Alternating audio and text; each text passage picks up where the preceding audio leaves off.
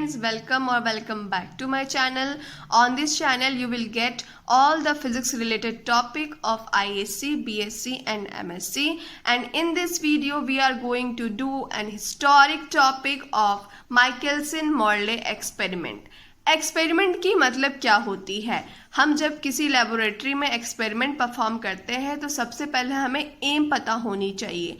M क्यों? ताकि हमें पता चल सके कि हम वो एक्सपेरिमेंट कर क्यों रहे हैं और कुछ एजम्पशन भी कर सके कि उसकी आउटकम क्या होगी. तो माइकलसन-मोर्ले एक्सपेरिमेंट की एम क्या थी? तो हम लिखेंगे A. Michelson and E.W. Morley performed an historic experiment in 1887 to accept the controversy regarding existence of ether once for all. Michelson and Morley ने 1887 में एक कंट्रोवर्सी पॉइंट थी ईथर, उसके ऊपर एक्सपेरिमेंट की, ये जानने के लिए कि ईथर हमारे इन्वायरमेंट में एग्जिस्ट करती है या नहीं. Now the question arises that what is ether? तो ईथर को जानने के लिए हमें सबसे पहले हिस्ट्री के पेज में जाना होगा. In 1887 जेम्स मैक्सवेल, ये नाम आपने सुना होगा. जेम्स मैक्सवेल ने 1887 में एक स्टेटमेंट दी. वो स्टेटमेंट क्या थी? That light is an electromagnetic wave.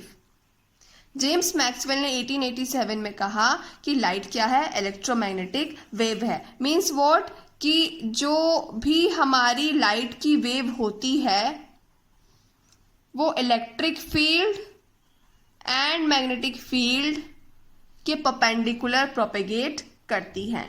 And he also gave a formula to evaluate the velocity of light, which was c is equal to 1 upon root over mu naught epsilon naught, where mu naught and epsilon naught were the factors of free space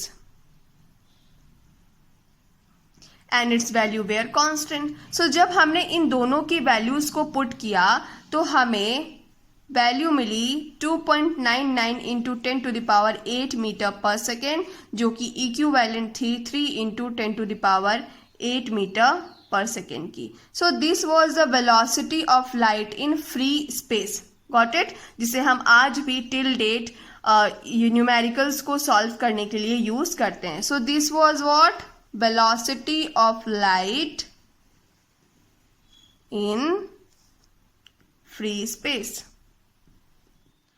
now हमें velocity of light तो पता चल गया था, लेकिन हमें ये नहीं पता था कि लाइट को किस फ्रेम ऑफ रेफरेंस में रहकर कैलकुलेट किया गया है. क्योंकि गैलीलियन ट्रांसफॉर्मेशन में हमने यही पढ़ा था कि किसी भी इवेंट को हम अगर दो फ्रेम ऑफ रेफरेंस से ऑब्जर्व करते हैं तो दोनों की वेलोसिटी क्या होती है? अलग अलग होती है. तो हमें ये नहीं पता थी कि इस लाइट के वेलोसिटी को किस फ्रेम ऑफ रेफरेंस को कंसिडर करके किया गया था कैलकुलेट. क्या वो फ्रेम ऑफ रेफरेंस सन थी, मून थी, स्टार थी, क्या थी? सो फर्दर हमने स्टडीज में ये पाया कि लाइट एक वेव होती है. लाइट क्या होती है? वेव होती है. जैसे कि हमारी साउंड वेव होती है, वाटर वेव होती है. तो वेव्स को प्रोपेगेट करने के लिए क्या चाहिए? मीडियम चाहिए. Got it?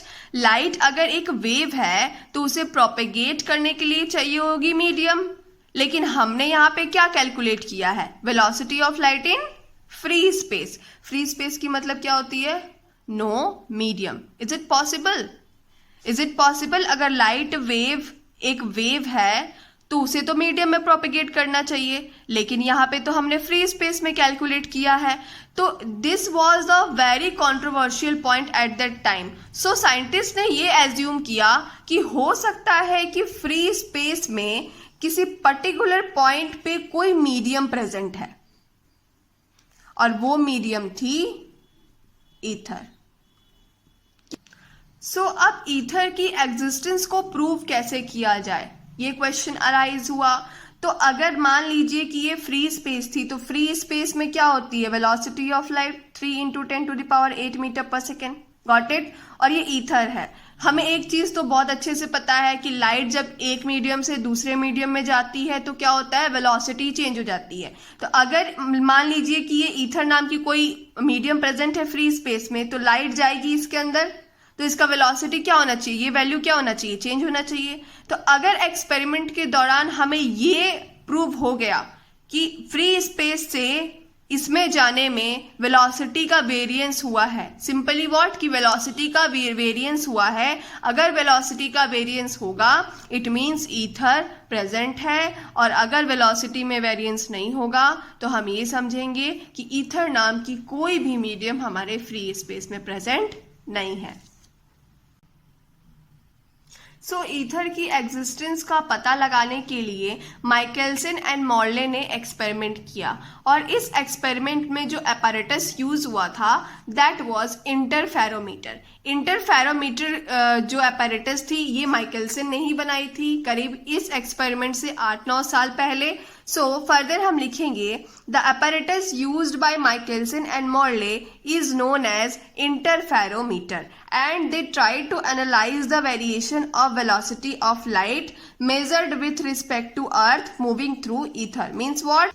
सो अगर वेलोसिटी वेरिएट होगी तो हम समझेंगे कि ईथर जो है हमारे फ्री स्पेस में एग्जिस्ट करता है, और इस पूरे होल अपैरेटस को हम किस रिस्पेक्ट में रह के कैलकुलेट करेंगे, तो अर्थ फ्रेम ऑफ रेफरेंस के में रह के कैलकुलेट करेंगे। So if there is change in velocity in 2 frames then it will confirm existence of ether. Now further हम इस माइकलसन मॉर्ले एक्सपेरिमेंट के अपैरेटस के डायग्राम पे फोकस करेंगे। सो ये हमारी इंटरफेरोमीटर अपैरेटस की सेटअप थी, जिसमें यहाँ हमारी सोर्स है, ये लेंस है, ये 2 पैरेलल प्लेट्स हैं, ये हमारा एक मिरर हो गया, ये सेकंड मिरर हो गया, और नीचे हमने एक टेलीस्कोप को लगाया है ताकि आने वाले रेज को एनालाइज कर सके। सो फर्स्ट ऑफ ऑल जो ये हमारी एस थी ये सोर्स ऑफ लाइट थी। यहाँ पे एक सोडियम लैंप है जहाँ से लाइट रे निकल रही है, आगे एक कन्वर्जिंग लेंस लगाया गया है ताकि इस आने वाली बीम्स को, रे बीम्स को हम पैरेलल फॉल करा सके। फर्दर आगे हमने एक पार्शियली पॉलिश्ड ग्लास प्लेट लगाया है, पार्शियली पॉलिश्ड क्यों है मैं फर्दर बताऊंगी, और आगे ये कंपनसेटिंग ग्लास है, ठीक है। फिर हमने जस्ट इसके आगे क्या लगाई है, एक फुल्ली पॉलिश्ड जो है मिरर लगाई है, और इस मिरर के जस्ट परपेंडिकुलर डायरेक्शन में 90 डिग्री की डायरेक्शन में ऊपर भी एक M1 मिरर लगाई गई है, और दोनों मिरर की G प्लेट से डिस्टेंस क्या है, सेम है।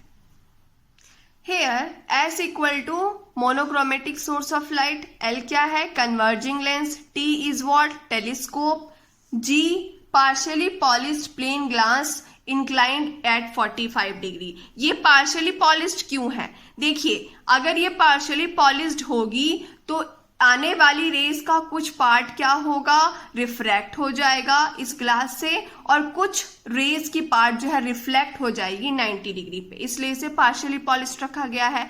And next was compensating glass C parallel to G, ये कंपनसेटिंग ग्लास है, got it. And further M1 and M2 were highly polished plain glasses। ये जो M1 और M2 ग्लास रखी गई है, पॉलिश्ड प्लेन ग्लास रखी गई है, दोनों एक दूसरे के 90 डिग्री एंगल पे इंक्लाइंड है। सो यहाँ से जब रे गई, ये रे जब गई ऊपर, तो ये मिरर से रिफ्लेक्ट होने के बाद वापस इसी पाथ को रिट्रेस करती है। क्यों, क्योंकि हमने लाइट की एक नेचर पढ़ी है, क्या होती है, जब 90 डिग्री पे कोई एंगल इंसिडेंट होती है, 90 डिग्री एंगल पे कोई लाइट की रे इंसिडेंट होती है तो 90 डिग्री पे ही रिट्रेस करके चली आती है। So it was on 90 degree, तो ये रिट्रेस कर गई, नीचे आ गई, रिफ्लेक्ट कर गई, और ये रिफ्लेक्ट करने के बाद, यहाँ से रिफ्लेक्ट करने के बाद नीचे आकर ये टेलीस्कोप के अंदर एंटर हो जाएगी। सिमिलरली इस लाइट बीम की भी वही होगी, जब ये इधर आई तो M2 मिरर से वो रिफ्लेक्ट होकर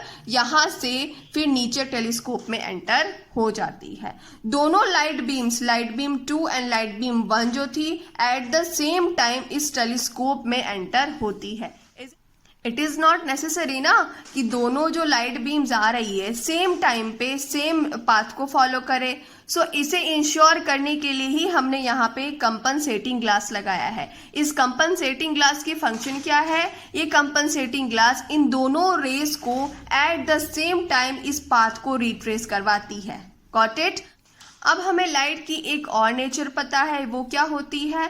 जब दो बीम्स एक दूसरे को कोइंसाइड करती है तो उस फेनोमेना को हम कहते हैं सुपरपोजिशन। और सुपरपोजिशन जब भी किसी दो रेज की होती है तो हमें क्या दिखती है? फ्रिंजेस दिखाई देते हैं। और वो फ्रिंजेस कैसे होते हैं? कुछ लाइट एंड कुछ डार्क। लाइट फ्रिंजेस को हम लोग मिनिमा कहते हैं एंड डार्क फ्रिंजेस को कहा जाता है मैक्सिमा। फर्दर हम एग्जाम में ऐड करके आएंगे, according to Galilean transformation, if one frame of reference is at rest and other frame of reference is moving with constant velocity, the velocity will be different. Means what? Galilean transformation में ये कहा गया है कि अगर कोई एक frame rest पर है, और रेस्ट पे कौन सी फ्रेम है? इसमें ईथर है, और दूसरी फ्रेम जो है वो कांस्टेंट वेलोसिटी से मूव कर रही है, दैट इज अर्थ। सो जब भी इन दोनों फ्रेम ऑफ रेफरेंस में हम वेलोसिटी चेक करेंगे, वेलोसिटी कैलकुलेट करेंगे, तो दोनों फ्रेम ऑफ रेफरेंस के अकॉर्डिंग वेलोसिटीज क्या होगी? डिफरेंट होगी। So here c is equal to what? Velocity of light in ether, and v is what? Velocity of earth. इन दोनों के बीच में एक रिलेशन होगी। If light is travelling along the earth then speed, है ना?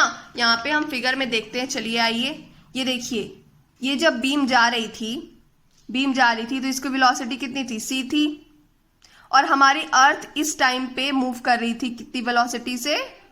v वेलोसिटी से। तो दोनों सेम डायरेक्शन में अभी मूव हो रही है ना। हमारी वेलोसिटी ऑफ लाइट और वेलोसिटी ऑफ अर्थ दोनों सेम डायरेक्शन में मूव कर रही है, तो ओवरऑल स्पीड कितनी हो जाएगी? जब दोनों सेम डायरेक्शन में जाएगी तो ओवरऑल स्पीड हो जाएगी c minus v। In second case, if light is travelling opposite to the earth, अब लाइट कहाँ ट्रैवल करेगी? Opposite to the earth. यहाँ पे हुई थी ना, ये देखिए, जब ये लाइट गई तो वापस भी आई, तो वापस जब आ रही थी तो इसकी डायरेक्शन किधर हो गई? इस साइड हो गई। और अभी भी हमारा अर्थ किस साइड मूव कर रहा है? इस साइड मूव कर रहा है। तो उस कंडीशन में जब दोनों अपोजिट हो जाएंगे तो ओवरऑल स्पीड कितनी आएगी? c प्लस v आएगी। नाउ फर्दर इस एक्सपेरिमेंट की हमें मैथमेटिकल एनालिसिस करनी होगी, that we will do in the separate video. Thank you.